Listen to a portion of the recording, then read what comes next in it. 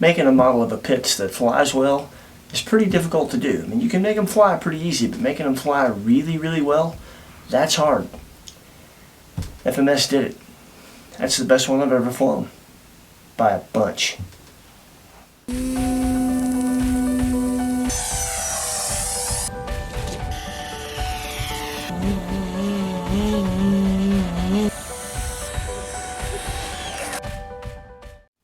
What's up, everybody? You're watching Model AV8R. My name is Adam, and this is the FMS 1400mm Pitts S2B version 2, and you can get yours at Horizon Hobby.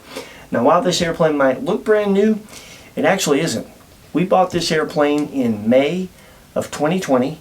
I actually test flew it May the 2nd of 2020, and since then we put 147 flights on this airplane, so needless to say we are well acquainted with it and we like it a lot. A couple things that we found that first day that we flew it. The first thing was that when we come across and go vertical, we couldn't really climb as far as we thought we should be able to mimic what a full-scale Pitts can do when you do a low full-speed pass and you go vertical. They can climb quite a ways. It's a 260 horsepower, really light airplane, and we couldn't mimic that, so we needed to add some power. The other thing we noticed is that when we balanced it where the manual said to balance it, which was 155 to 165 millimeters from the leading edge of the wing, on the top wing, with the plane right side up, I think we were right in between that at like 160. We thought that the airplane was tail heavy for several reasons. The first thing was when we put the airplane inverted, it was almost completely neutral. For a 3D plane, that's great. For a scale plane, typically you expect to have to add some down elevator to hold that, at least a little bit. When we did the 45-degree inverted upline, what you normally want the airplane to do is slowly bleed off. This one actually tucked towards the gear and went into a vertical climb, and it didn't take long for that to happen. The other thing is in knife edge, it had a lot of coupling towards the gear. Those are things that would indicate that it's tail heavy, and there are a few other maneuvers that we did that told us that. So we actually solved both those problems. So the first problem we solved was the CG. When I got home that night after test flying it that first time, and I think we flew it 6 times that day, put 6 flights on it, felt that way the whole time that I flew it, no matter where I put the battery that I was using, which was a 4000 HRB 6L. Didn't really matter where I put it on the tray, it felt that way. So I went online, went to a couple forums to see what people were doing with this thing, what they were thinking, and a lot of people that had the version 1 as well as this version 2 were a little perplexed because they felt like the version 2 was flying tail heavy as well, and they had a good reason for it. The version 1 in the manual, the balance point was 95 to 105 millimeters from the same place. It's the same airplane. It's a different paint job, but it's the same airplane, and they were really perplexed as to why they changed the balance point so much. But that would explain why it flew tail heavy. So rather than just put enough ballast in it or try to use a big enough battery to get it all the way that far forward, I started going in small increments, baby steps. I've found that's really better to get a real good fine tune on a plane where you don't try to make too big of a change at one time. And what we ended up doing, we wanted to use our 4000s and our 3700 6Ls because we have a ton of them already. So we ended up having to add some ballast. We put the battery directly in the center of the tray, and with that, our balance point that we're flying it at now is 125 millimeters from the leading edge of the top wing with the airplane right side up. And that way, we're not getting the knife edge coupling problems. It's doing what it should do inverted on the 45-degree upline, and in every other kind of scale pitch maneuver that I can think of doing, it feels the way it should there. So that's where we're flying our plane. So we tackled our power issue next, and we wanted to do something as simple as we possibly could, so we got the watt meter out and put it to work. What we did is we found that with the stock prop, which was a 15x9, we got 1080 watts at 45 amps. You know, we had 50 amps to work with on the ESC. We got the schematics from FMS on the motor. Somebody was nice enough to post that on Hobby Squawk, I think, so I printed it off and I've had it ever since. the motor is good for 70 amps. So we knew as long as we stayed within the 50 amp range of the ESC, we'd be good. We tested a bunch of props. What we settled on is a Zor 16.8. With a Zor 16.8, we're making 1,297 watts, essentially 1,300 watts. That's at 54.7 amps. Now, that sounds like too much, and it is, but understand, that's on a bench pull with me holding the airplane back, not allowing it to unload. It unloads quite a bit in the air, but we needed to know how much. So on the second day, we sent it up with a watt meter in it to see what it unloaded to, what the peak amps were in flight. I did everything I could to get the amps to the maximum in flight. I did a very quick takeoff. I did a vertical climb. I did a tail slide under power.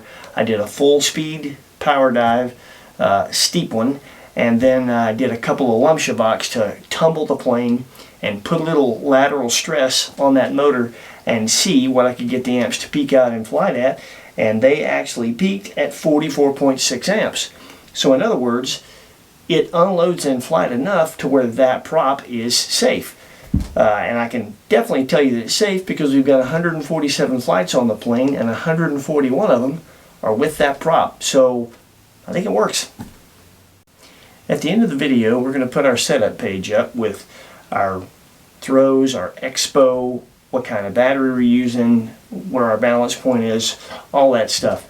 One of the things you're going to see is a throttle to rudder mix.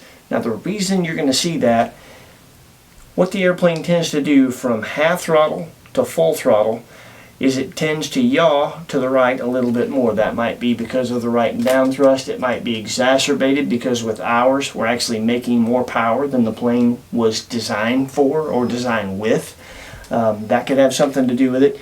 But at any rate, essentially the rudder trim changes from half throttle to full throttle. And doing our full-scale air show routine that we do, a lot of times that kind of affects my line, and I'm having to make corrections that I don't want to make. Whereas if it were full scale, the pilot would simply click the trim button a couple times and make it happen. So essentially what that mix does is it just keeps the yaw trim in trim at any throttle setting. It's only a 3% mix, so it's not enough to counter P factor on takeoff or anything like that. You still have to fly the airplane, take the airplane off like a normal Pitts, but it just stays in trim the whole flight, and that's why that's there. So we did a few things to personalize our plane. We painted our exhaust stacks to make them look more scale. We painted the intakes black because they're normally red, and that doesn't look very realistic. And then there was a tiny little pilot in this cockpit that looked about 1/4 the size that he should be, so we replaced the pilot. That's actually the replacement pilot for Flex Innovations RB8, the big one. It's foam, comes unpainted, so you can paint it to match your airplane, and it doesn't weigh anything. Heidi painted this one to match our Pitts. There's one other thing we changed. This was over time to help keep our battery in place. Interesting story. I'm flying this thing one day, probably 75 or 100 flights on it at that point. I do a lump shavok, and all of a sudden this airplane is climbing like crazy, and I almost can't control it. I've got control, but barely, so I wrestle it to the ground, and here's the rest of that story. So when we got to the airplane, and I was lucky enough to wrestle it down in one piece, this is what we found. We took the hatch off, and that's where the battery was. It was hanging on, essentially, by the ESC lead. Thankfully, it didn't come unplugged. This is where the battery is supposed to be. Now, if you'll listen for this click, you can hear that lock into place. The way this locking mechanism works, you can see these two little pinchers on the rails. Those pinch around these two little ridges on the battery tray, and that locks it into place. And that works great for a while, but over time, since it's a plastic to plastic connection, what will eventually happen is they'll wear.